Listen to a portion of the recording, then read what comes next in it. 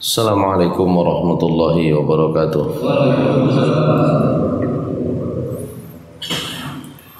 Alhamdulillah.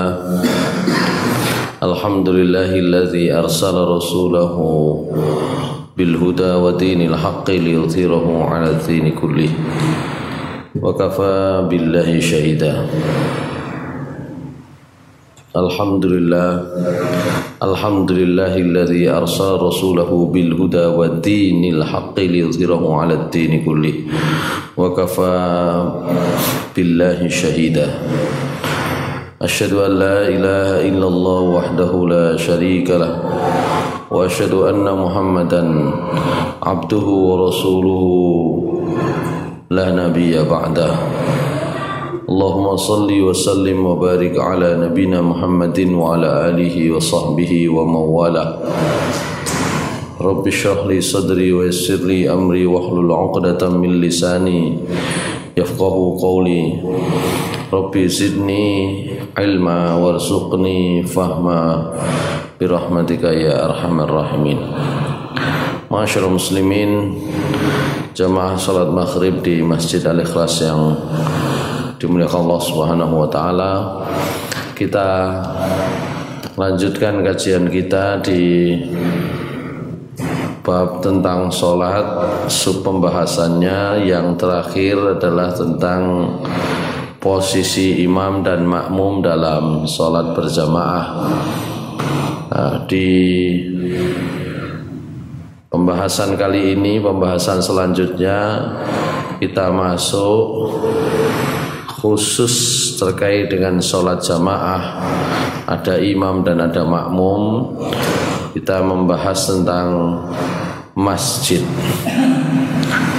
Jadi sekarang masuk pembahasannya tentang al-masajid, masjid-masjid.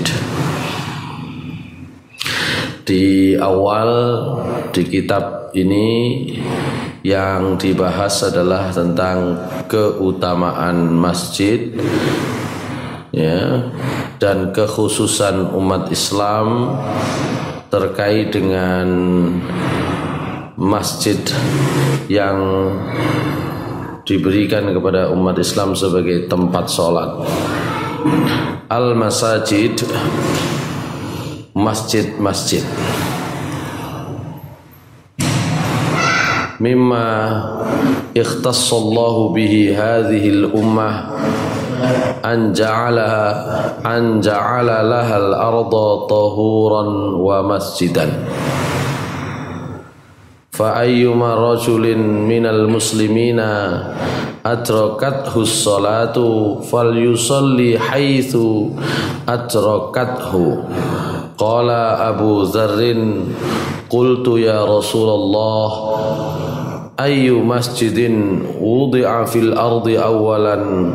Qala al masjidul haram. Qultu thumma ay? Qala thumma al masjidil aqsa. Qultu kam bainahuma? Qala arba'una sanatan.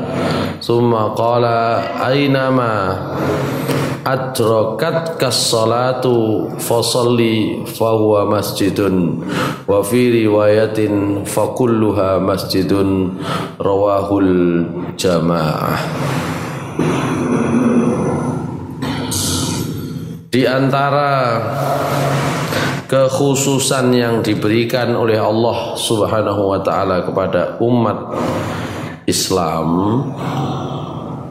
Allah menjadikan seluruh permukaan bumi ini sebagai alat dan termasuk sebagai tempat yang suci, menyucikan. Tahuran dulu sudah kita bahas. Tahuran itu adalah sesuatu yang suci sekaligus menyucikan. Jadi di antara kekhususan umat Nabi Muhammad SAW, bumi itu menjadi suci dan menyucikan. Selain itu, wa masjidan, seluruh permukaan bumi ini dijadikan oleh Allah sebagai tempat sujud, masjid. Jadi asal kata masjid itu memiliki arti tempat sujud. Fa ayyuma rajulin minal muslimina adrakatus sholatu, maka siapapun orang dari kaum muslimin yang berjumpa dengan waktu sholat, fal yusalli haitsu adrakathu, hendaklah dia sholat dimanapun dia menjumpai waktu sholat tersebut. Abu Dzar Al-Ghifari radhiyallahu anhu menceritakan, saya pernah bertanya kepada Rasulullah SAW, wahai Rasulullah, masjid mana yang pertama dibangun di muka bumi ini? Beliau menjawab, Masjidil Haram. Saya bertanya lagi, kata Abu Dzar, kemudian masjid mana lagi? Rasulullah SAW menjawab, Masjidil Aqsa. Saya bertanya lagi kepada beliau, berapa jarak waktu dibangun antara Masjidil Haram dan Masjidil Aqsa? Beliau menjawab, arba'una sanah, 40 tahun. Summa qala, kemudian beliau berkata, dimanapun kalian mendapati waktu sholat, maka sholatlah. Maka di tempat kalian mendapati waktu sholat itu, itulah masjid. Atau di dalam riwayat yang lain, semua tempat yang kalian jumpai saat waktu sholat itu bisa disebut masjid. Masyaallah muslimin rahimakumullah. Itu menjadi dalil dimanapun kita di muka bumi ini bisa melaksanakan sholat. Makna masjid sebagai tempat sujud, tempat sholat, itu menunjukkan bahwa masjid yang tanpa bangunan, nanti kemudian berkembang masjid sebagai sebuah tempat ibadah yang sudah diperuntukkan untuk sholat, ya. Sehingga nanti disebut sebagai masjid yang sah di dalamnya untuk iktikaf, sementara tempat lain yang belum masuk kategori masjid ya tidak sah untuk dipakai sholat iktikaf. Beberapa waktu yang lalu sepertinya sudah kita bahas, ya, bahwa semua tempat yang dibangun dengan niat sebagai tempat sholat berjamaah kaum muslimin dan memang dijadikan sebagai tempat sholat untuk sholat berjamaah kaum muslimin, itu disebut masjid. Maka di Indonesia ini yang disebut surau, yang disebut langgar, yang disebut musola, asal itu digunakan sebagai tempat sholat berjamaah 5 waktu, itu disebut dengan masjid. Nah, sementara ada masjid-masjid yang dipakai untuk sholat tidak hanya berjamaah tapi untuk sholat Jumat, dan di sisi lain ada yang tidak, maka disitulah muncul nanti namanya masjid jami' dan masjid ghairu jami'. Ada masjid jami' itu artinya masjid untuk tempat sholat Jumatan juga. Pada masa Nabi SAW, masjid yang jami' itu ya Masjid Nabawi. Masjid di sekitar itu sebagiannya tidak dipakai Jumatan. Bahkan pada masa Nabi ya semua orang datang sholat Jumat itu ya ke masjid beliau.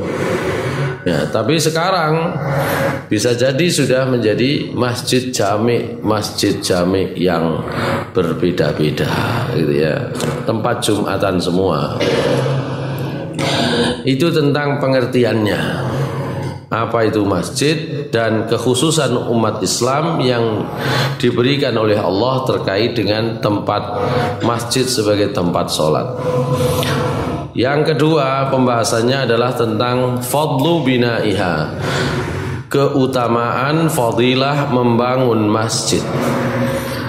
Yang pertama, an Utsmana anna Nabiyya sallallahu alaihi wasallam qala man bana lillahi masjidan yabtaghi bihi wajha Allahi banallahu lahu baitan fil jannah. Muttafaqun alaih. Hadis riwayat Bukhari dan Muslim. Dari sahabat Utsman radhiyallahu an, beliau menceritakan Nabi sallallahu alaihi wasallam bersabda, siapa saja yang membangun satu masjid untuk Allah Subhanahu wa taala, berharap dengan masjid yang dibangunnya itu pahala dari Allah, ridha dari Allah Subhanahu wa taala, maka Allah akan membangun untuknya satu rumah di surga.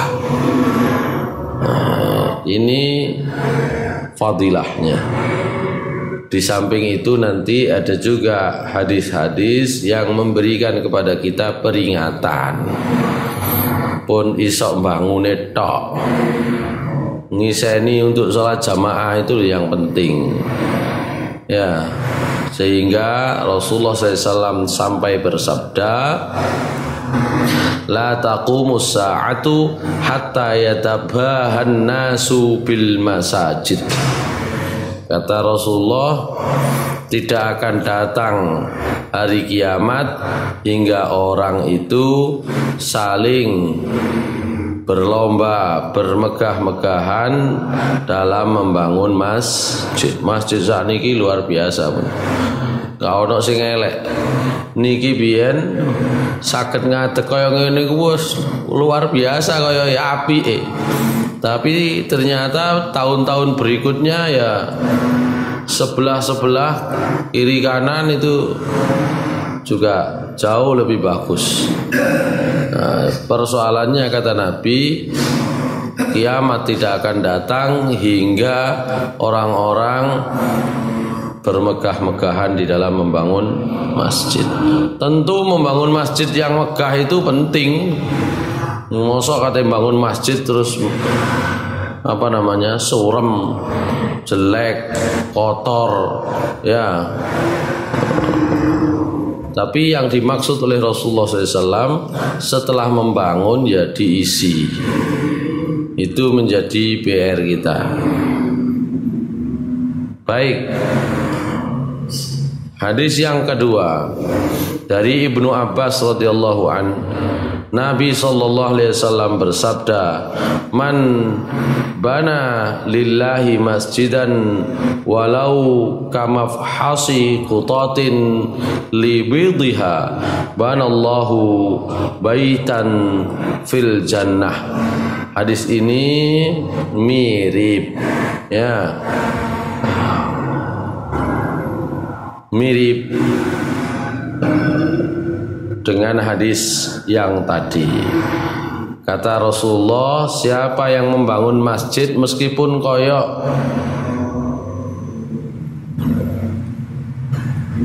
sarangnya burung misalnya, ya, artinya meskipun sederhana, yang penting ada bangunannya dan dipakai untuk salat berjamaah, Allah akan membangun baginya satu rumah di surga. Baik, itu pembahasan yang kedua. Saya kira kita sudah mendapatkan ilmu, pengertian, pemahaman tentang pentingnya membangun masjid dan pahalanya tentu saja. Tinggal tadi PR-nya ya mengisi. Saya pernah menyampaikan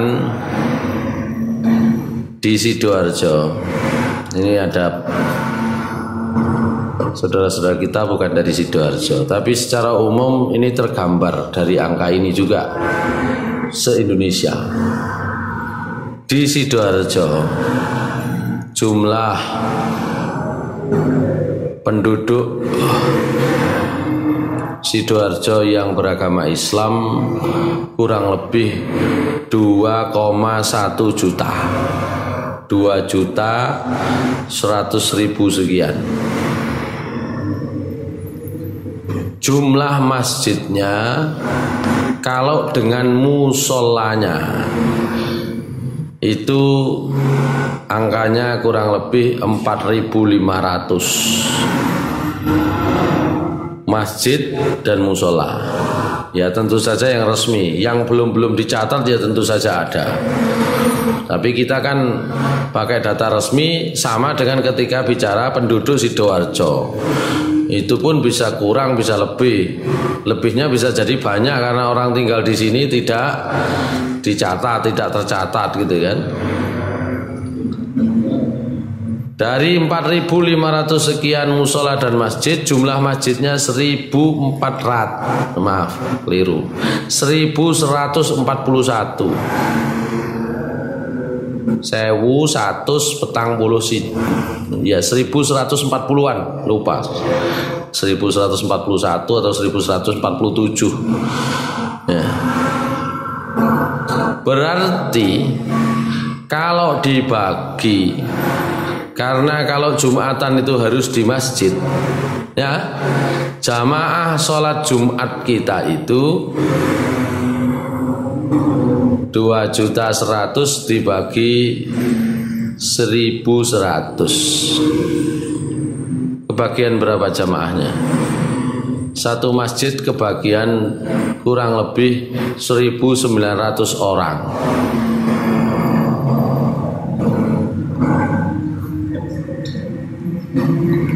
Loh niku kan dengan jamaah ibu-ibu perempuan, karena penduduk itu ya laki-laki ya perempuan, baik. Kurangi saja. Berapa kaum ibu-ibunya? Berapa kaum bapaknya, kaum laki-lakinya? 60-40? 70-30? Nah, 70-30 nggak sampai lah. Ya, oke, baiklah.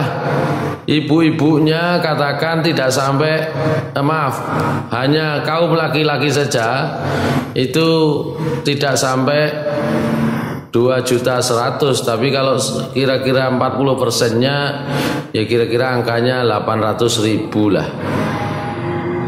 800.000. Nanti ada protes lagi, itu belum anak kecilnya. Ya wis, samen sudo, samen kurangi lagi.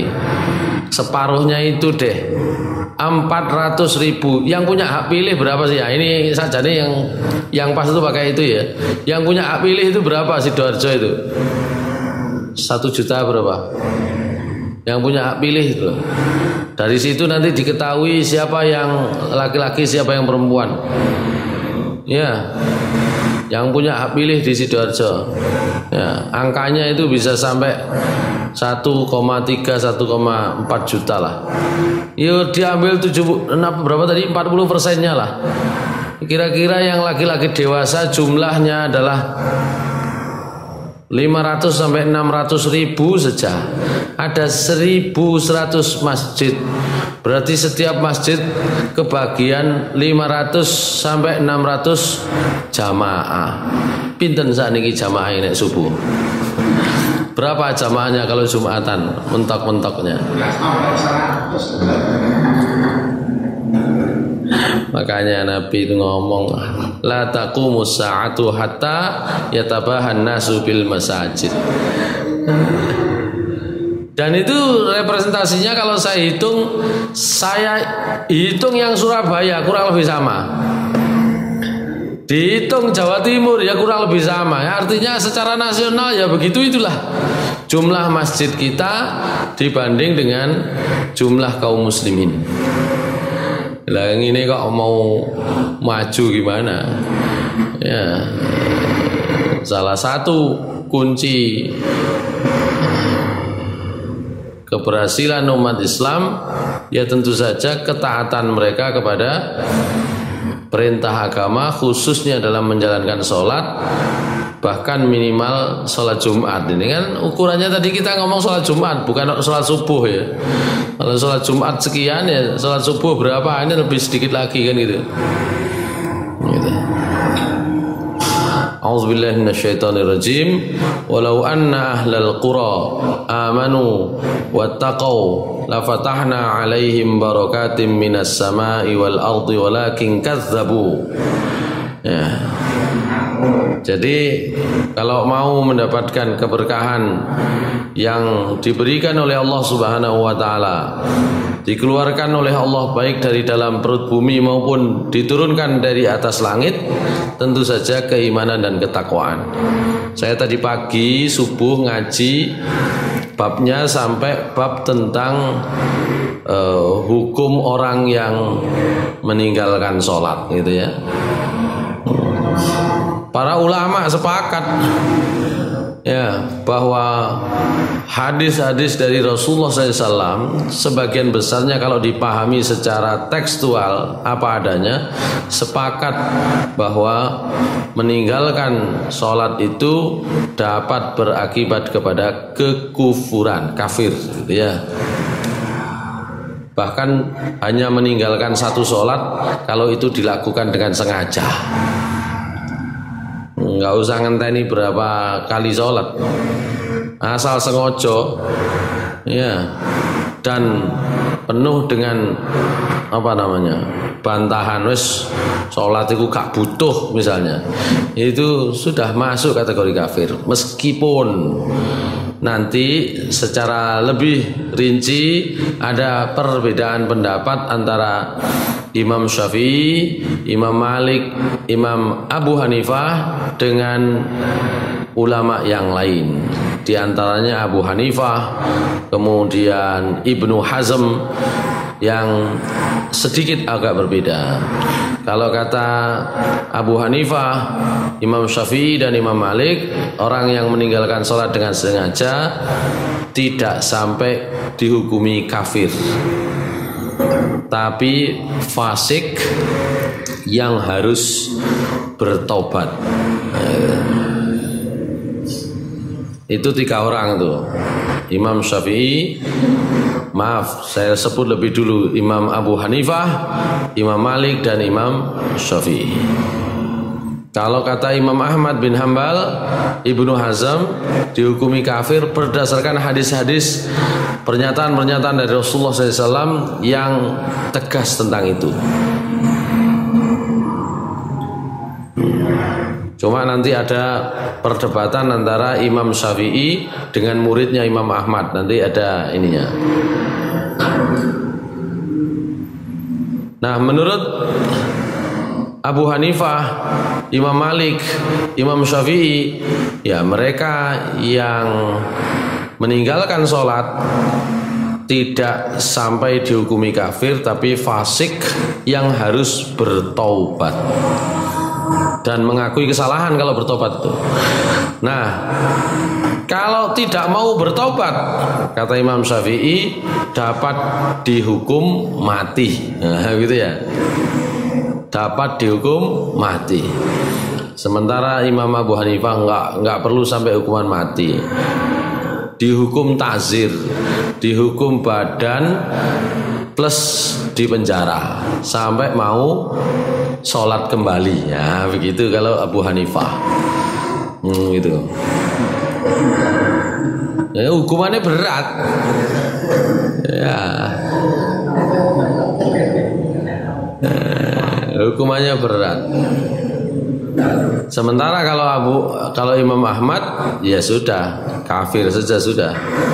Ya, kalau kafir pemerintah bisa menetapkan, kalau dia masih menyatakan diri orang Islam kok tidak mau sholat, maka bisa dihukumi kafir dan bisa dijatuhi hukuman mati.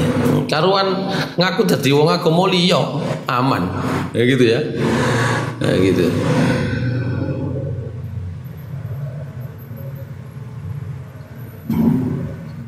Tapi ada perdebatan, ada perbedaan pendapat antara Imam Syafi'i dan muridnya Imam Ahmad bin Hambal. Kalau jenengan mengikuti YouTube-nya Gus Baha, itu menjadi dasar beliau untuk menyampaikan pendapat seperti Imam Syafi'i. Jadi Imam Syafi'i itu pernah bertanya kepada Imam Ahmad, karena Imam Ahmad itu muridnya berpendapat orang yang meninggalkan sholat itu kafir. Imam Syafi'i bertanya kepada Imam Ahmad, "Ya Ahmad, ataqul innahu yakfur?" Apakah sampean berpendapat orang yang meninggalkan sholat dengan sengaja itu sudah jatuh kafir? Qala na'am. Imam Ahmad berpendapat, iya, saya berpendapat demikian. Hadis-hadisnya jelas gitu ya. Pembeda antara seorang dengan dengan kekafiran adalah sholat gitu. Ada banyak hadis semacam itu. Nah, Imam Syafi'i bertanya lagi, idza kana kafiron fa bima yuslim. Kalau dia sudah jatuh kafir terus Islamnya lagi, caranya bagaimana? Qala, Imam Ahmad menjawab, ya harusnya dia mengucapkan syahadat lagi, la ilaha illallah Muhammadun Rasulullah. Muhammad Rasulullah.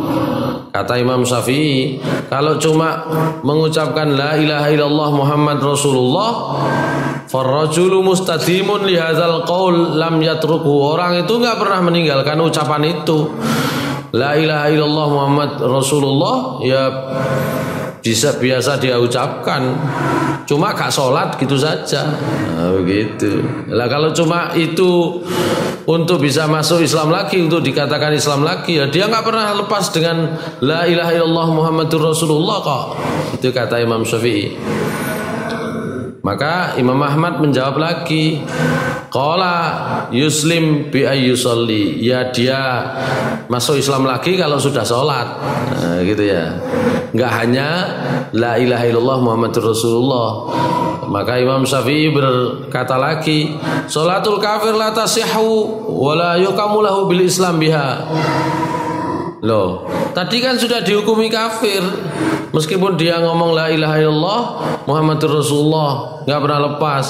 Kalau ukurannya sholat lagi, lah dia kan sudah dihukumi kafir, sholatnya orang kafir tidak sah.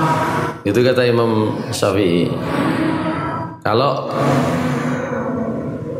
sudah demikian, ya tidak bisa dengan hanya sholat dia dihukumi menjadi orang Islam lagi. Kan bingung jadinya, muter-muter tok. Fasa katal Imam Ahmad rahimahumallahu ta'ala. Maka mendengar bantahan Imam Syafi'i, Imam Ahmad diam. Tapi tetap pendapatnya Imam Ahmad ya sama, ya seperti sebelumnya, cuma nggak iso jawab. Ini yang biasanya dipakai Gus Baha untuk mengatakan cukup dengan la ilaha illallah itu orang Islam, gitu ya. Masalah nanti dia tidak sholat, nanti terserah Allah keputusannya seperti apa.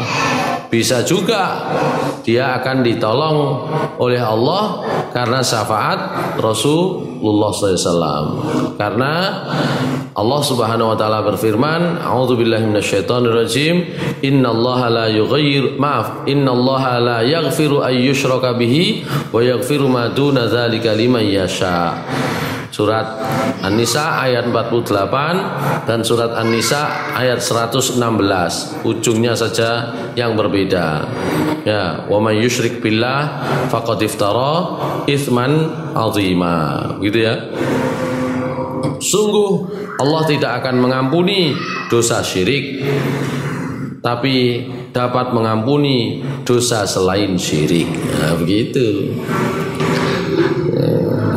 Jadi karena memang sebagian umat Islam, sebagian besar umat Islam di Indonesia bermazhab Syafi'i, maka pendapatnya sama dengan Imam Syafi'i, tidak sampai dihukumi kafir. Tapi kalau kita mengikuti, meskipun demikian dia wajib diminta bertaubat. Itu kalau diteruskan pendapatnya Imam Syafi'i. Kalau enggak bisa dihukum mati. Hanya Abu Hanifah yang pendapatnya tentang hukuman terhadap orang yang meninggalkan sholat itu tidak sampai dihukum mati, ya, di penjara gitu ya. Ini loh, kita kalau mau bicara tentang fakta di tempat kita itu, ya, di negara kita, di tempat kita, saudara-saudara kita, masjidnya sudah ya tersedia ya sekian, mestinya kebagian jamaah cukup banyak. Satu masjid 500 ya. Jamaah laki-laki loh niki. Kalau dengan ibu-ibu tadi sudah ini, kalau semua sak bayi-bayinya metu, misalnya kan perintah untuk membawa seluruh anggota keluarga, termasuk ibu-ibu, bahkan yang haid, yang nifas, termasuk anak-anak, itu kan ketika sholat id. Jadi minimal sholat id kita itu jamaahnya ya 2000 tadi itu 1900 gitu ya. Baik, itu tadi kita agak perpanjang bab tentang seharusnya masjid-masjid kita seperti apa gitu ya. Makanya tugasnya takmir itu adalah bagaimana caranya orang mau datang ke masjid gitu ya. Kemarin di kampus itu saya Jumatan, kebetulan karena Jumat sebelumnya itu ada jadwal crash, akhirnya Jumat yang kemarin itu kosong, saya Jumatan di kampus, dibacakan oleh takmirnya di kampus ya, masjidnya kurang lebih sekian, kurang besar sedikit lah, tapi di kampus memangnya saldo kas masjid 120 sekian juta. Ini saldo sakmono itu duduk saldo ya, harusnya diputar lebih cepat gitu ya. Kasihan itu yang infak ini ya, ngendon sampai ratusan juta gitu ya. Baik, itu terkait dengan keutamaan membangun masjid dengan syarat harus diisi dengan sholat berjamaah, bukan membangun saja. Ya sebagian kan di sekolah-sekolah, di kampus-kampus, di kantor-kantor itu kan sudah dibangun masjid-masjid. Cuma ya itu tadi, waktu dipakai sholat berjamaahnya hanya zuhur. Ya kan, kalau di kantor kan zuhur, habis itu asar, maghrib sudah sepi, isya sepi, subuh tambah sepi. Nah, itu kan PR-nya kan begitu ya. Masjidnya tambah banyak, tapi yang sholat sedikit. Di kantor, di sekolah juga begitu. Kalau sekolah, apalagi di instansi negeri, kalau sudah tanggal hari libur sholatnya gitu ya. Ya karena tidak ada jamaahnya. Baik, pembahasan selanjutnya, ad-du'a'u 'inda tawajjuh ilaiha. Yusannu ad-du'a'u hina tawajjuh ilal masjid bima ya'ti. Ada beberapa doa yang diajarkan oleh Rasulullah SAW ketika kita menuju masjid. Ya, qalat Ummu Salamah, kana Rasulullah SAW idza kharaja min baitihi qala bismillahi tawakkaltu 'ala Allah, Allahumma inni a'udzubika an adilla au udalla au azilla au uzalla au adlima au uzlama au ajala au yujala alayya. Hadis riwayat Ashabus Sunan oleh Imam Tirmidzi. Hadis ini disebutnya sebagai hadis sahih. Ashabus Sunan itu ya Sunan Ahmad, Sunan Abu Dawud, Sunan Tirmidzi, Sunan Nasai, Ibnu Majah, dan ada juga dalam Musnad Ahmad. Masyaallah muslimin rahimakumullah. Hadis ini sebenarnya tidak berbicara tentang doa untuk menuju masjid secara khusus. Ini doa keluar rumah. Ya. Doa keluar rumah. Cuma orang mau menuju masjid itu kan mesti keluar dari rumah. Sehingga penulis kitab ini memasukkannya sebagai doa kalau kita keluar rumah menuju masjid.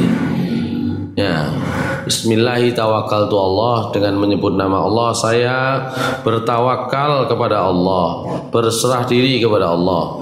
Ya Allah, saya sungguh mohon perlindungan darimu supaya tidak tersesat, tidak kesasar, juga tidak menyesatkan orang. Karena kalau udah ketemu orang lain itu kan kemungkinannya dua, kita salah jalan atau kita menunjukkan jalan yang salah kepada orang lain. Au azilla au uzalla, tidak tergelincir ya, atau tidak sesat dan tidak disesatkan yang tadi itu, mohon maaf. Yang kedua, au azilla au uzalla, tidak tergelincir, gak jatuh, gak tipu atau dijatuhkan orang. Tidak berbuat zalim dan juga tidak dizalimi oleh orang. Tidak berbuat bodoh dan tidak dibodohi oleh orang, gitu ya. Itu doa yang pertama, bisa dipakai ketika kita, bisa dibaca ketika kita keluar dari rumah kalau mau menuju masjid. Ya, Bismillahirrahmanirrahim, Allahumma inni, Bismillahirrahmanirrahim, Allah, Allahumma inni a'udzu bika an adilla au udalla au azilla au uzalla au azlima au uzlama au ajhala au yujhala alayya. Hadis yang kedua. Hadis ini diriwayatkan oleh Imam Abu Dawud dan Tirmidzi. Rasulullah SAW pernah bersabda, "Man qala idza kharaja min baitihi bismillahi tawakkaltu 'ala Allah wala haula wala quwwata illa billah yuqalu lahu hasbuka hudita wa kufita wa wuqita wa tanaha anhu syaitan." Ya. Ini sebenarnya pendek. Siapa yang keluar dari rumah kemudian dia membaca Bismillahi tawakkaltu 'ala Allah wala haula wala quwwata illa billah, sampai di situ saja doanya, maka malaikat akan diminta oleh Allah untuk membisikkan atau memberikan kepadanya pernyataan, itu sudah cukup bagimu. Donga ngoten niku sudah cukup.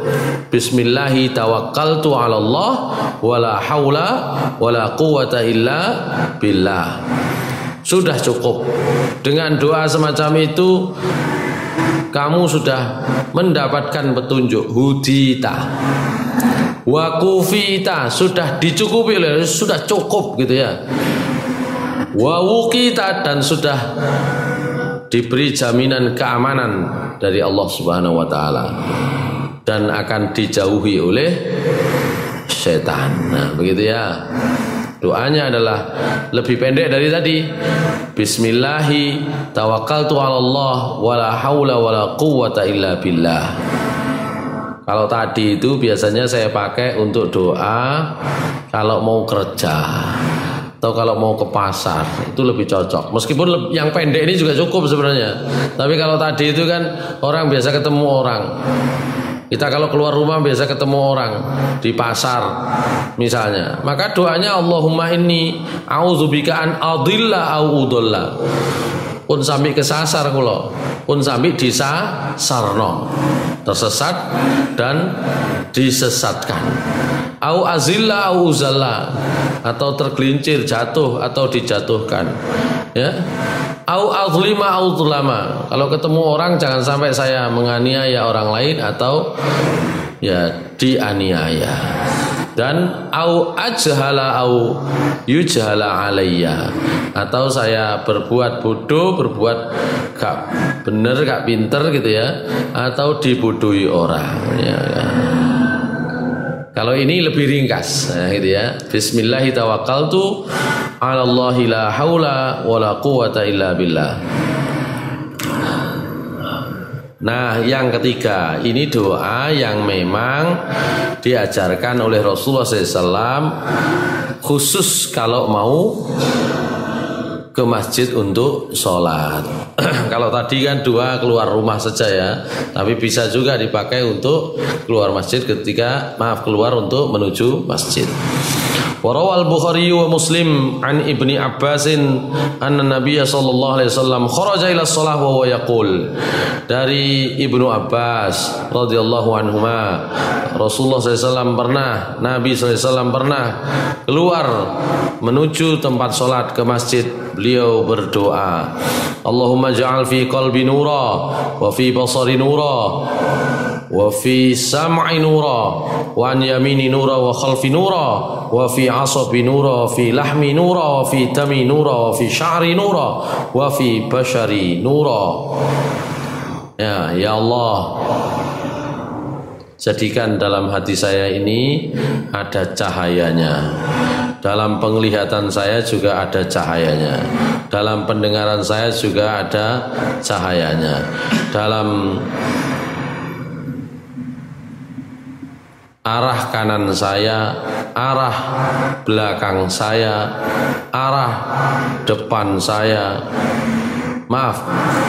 punggung saya, ya, kemudian dalam daging saya, dalam darah saya, dalam rambut saya, dalam kulit saya, semuanya mendapatkan cahaya. Begitu.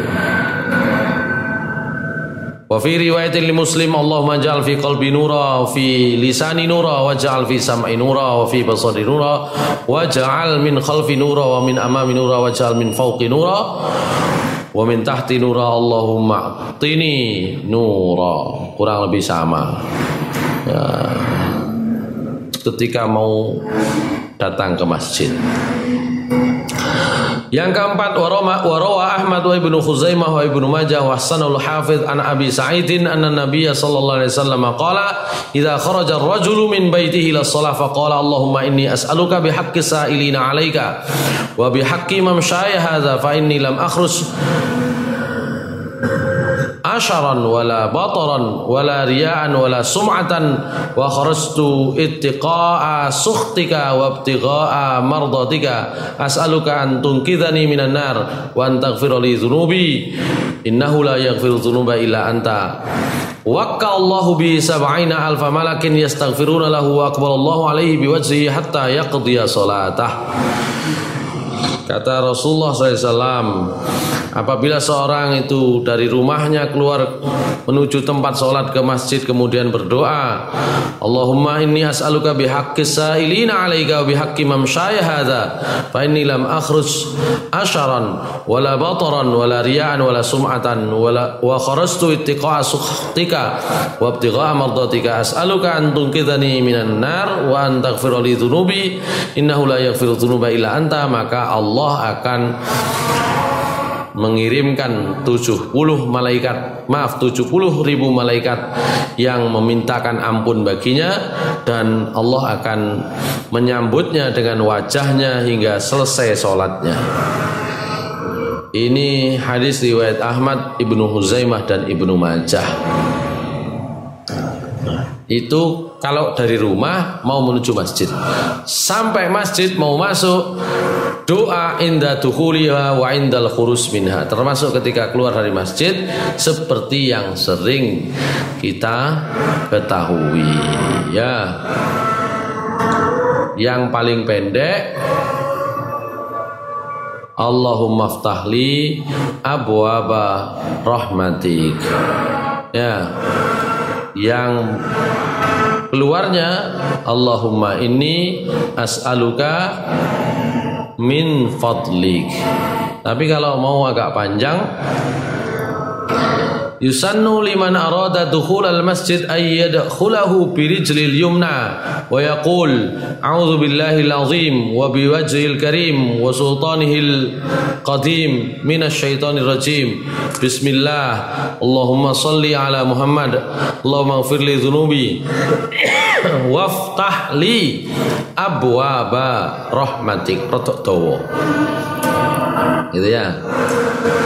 Wa idza arada al-khuruj kharaja bi rijlil yusra wa yaqul bismillah Allahumma shalli ala Muhammad Allahumma ighfir li dhunubi waftah li abwaaba fadlik Allahumma simni minasy syaithanir rajim. Itu doanya. Itulah yang diajarkan untuk doa masuk dan keluar masjid. Kita lanjutkan.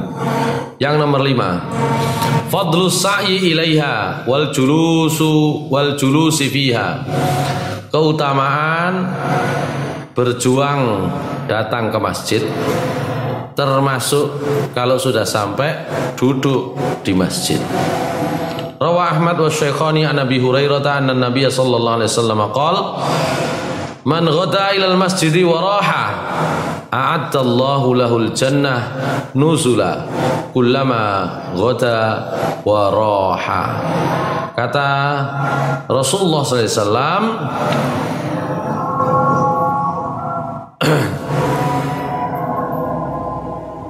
siapa yang berangkat ke masjid warohat dan istirahat, maksudnya pulang, maka Allah akan menyiapkan baginya surga sebagai tempat mendaratnya, tempat tinggalnya setiap kali dia berangkat dan pulang. Jadi setiap berangkat dan pulang itu disiapkan oleh Allah surganya.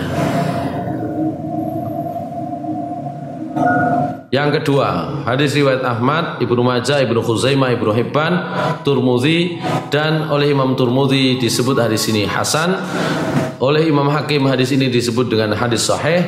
Dari Abu Sa'id Al-Khudri, Nabi SAW bersabda, idza ra'aitumur rajula ya'tadul masjid fasyhadu lahu bil iman. Ini pernah saya sampaikan ya.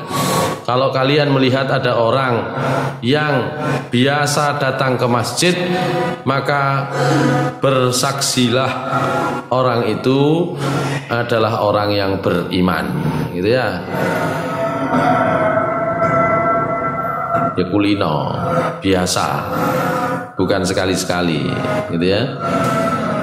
Qala Allah Ta'ala, a'udzubillahi minasyaitonir rajim.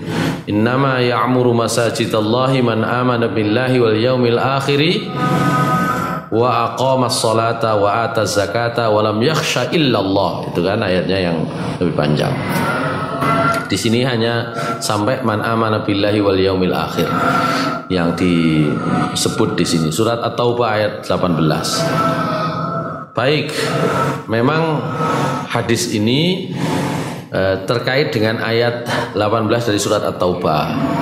Itu kalau jenengan baca di dalam tafsir Ibnu Katsir. Jadi Ibnu Katsir ketika menafsiri ayat innama ya'muru masajidallahi man amana billahi wal yaumil akhir wa aqamas salata wa ataz zakata wa lam yakhsha illallah, ya, wa asa ayyakunu minal muhtadin. Itu insyaallah lengkapnya ayat tersebut. Itu menyatakan bahwa terkait dengan ayat ini Rasulullah SAW bersabda, kalau kalian melihat ada seorang yang terbiasa datang ke masjid, saksikan dia orang yang beriman. Baik, itu tentang fadilahnya orang berusaha datang ke masjid dan bahkan hanya duduk untuk menunggu sholat di masjid. Ini hadisnya ada di belakang ini, berikutnya nanti ya. Sekarang nomor 3 dulu, hadis riwayat Muslim dari Abu Hurairah. Nabi SAW bersabda, man tatahhara fi baitihi summa masya ila baitin min buyutillahi liyaqdiya faridatan min faraidillah kanat khutuwatuhu ihdaha tahuttu khati'atuhu atau tuhattu khati'atuhu wal ukhra tarfa'u darajatahu. Nabi SAW pernah bersabda, siapa yang bersuci di rumah. Jadi kalau mau ya sesuai dengan hadis ini, bersuci dari rumah. Ya, kecuali yang memang safar, ya. Memang safar ya dalam masjid. Tapi yang ada dari rumah, tetap kalau yang safar ya sebelum berangkat safar ya gitu ya. Itu bersucinya dari rumah. Bersuci dari rumahnya, kemudian berjalan ke salah satu Baitullah, ke salah satu rumah Allah, ke salah satu masjid untuk menunaikan kewajiban dari sekian kewajiban yang diberikan oleh Allah, maksudnya sholat.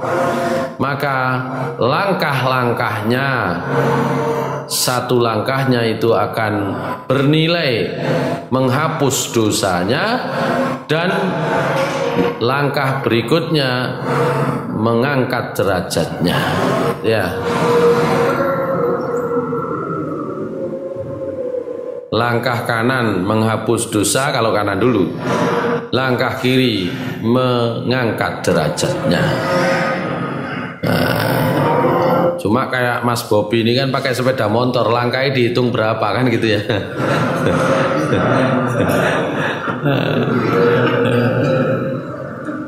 Lah itu kan nanti dihitung dengan tingkat kepayahan kan gitu ya. Kalau ada perhitungan dengan tingkat kepayahan, bisa jadi Pak D Suroso ini luwih payah timbang sing sepedaan teko perumtas gitu ya. Begitu. Bayangkan. Insya Allah begitu. Lah ngitungnya langkahnya kan angel, mosok putrane Rudo. Baik.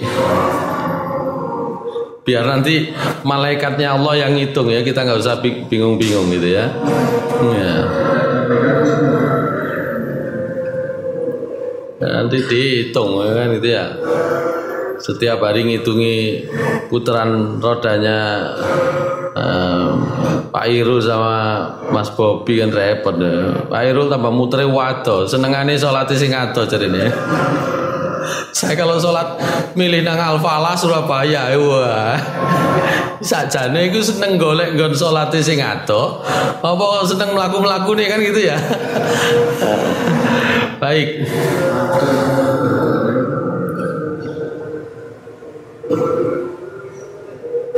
Baik, itu keutamaannya ya.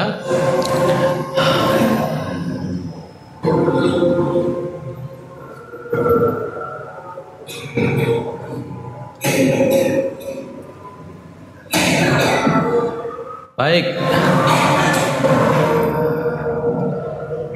Sedikit lagi. Yang nomor 6 sekarang. Tahiyatul masjid. Ya, menghormati masjid. Rawal jamaah an Abi Qatadah anna Nabiyya sallallahu alaihi wasallam qala idza ja'adukumul masjida falyusalli sajdataini min qabli ayyajlisa. Ya. Apabila kata Nabi SAW, apabila salah seorang di antara kalian datang ke masjid, sholatlah 2 kali sujud, 2 rakaat maksudnya ya, sebelum dia duduk. Hanya saja ini kan ada yang sampai berpendapat hampir sekali wajib gitu ya, nggak mau ditinggal sama sekali. Ya, kalau itu merupakan bentuk keinginan untuk menjalankan sunnah ini bagus, tapi jangan sampai menyimpulkannya menjadi wajib. Tetap selain sholat 5 waktu, hukumnya tetap sunnah, gitu ya. Kadang-kadang ada yang sampai berpendapat wajib, sampai kok nggak sholat begitu ya, gitu ya. Nah, kalau begitu nanti susah. Nabi keluar dari rumahnya langsung imami, qomat sudah dikomati lah. Kok Nabi gak sholat 2 rakaat tahiyatul masjid gitu ya? Artinya ini memang bagi satu yang rumahnya memang jauh. Kalau jauh-jauh kemudian datang dan waktunya masih ada nggak sholat kan rugi.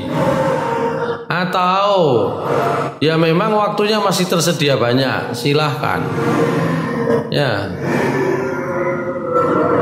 Tapi model kayak Nabi yang rumahnya langsung bersebelahan dengan masjid, ya kan nggak selalu praktek ini atau bahkan lebih sering nggak praktek ini. Ya, Nabi langsung sudah qomat, Nabi keluar mau ngimami, ternyata lupa kalau beliau belum bersuci dalam keadaan junub, ulang lagi mandi kan gitu ya. Ya memang yang imami itu syariatnya ojo disi jamaah kari. Tapi memang harus bisa melihat gitu ya kebutuhannya untuk bisa tepat dengan waktu saat memang orang sudah siap sholat berjamaah. Sampai situ dulu deh. Nanti kita lanjut di pertemuan akan datang. Aqulu qouli hadza wa astaghfirullah li wa lakum innahu wal ghafurur rahim wal 'afu minkum. Assalamualaikum warahmatullahi wabarakatuh.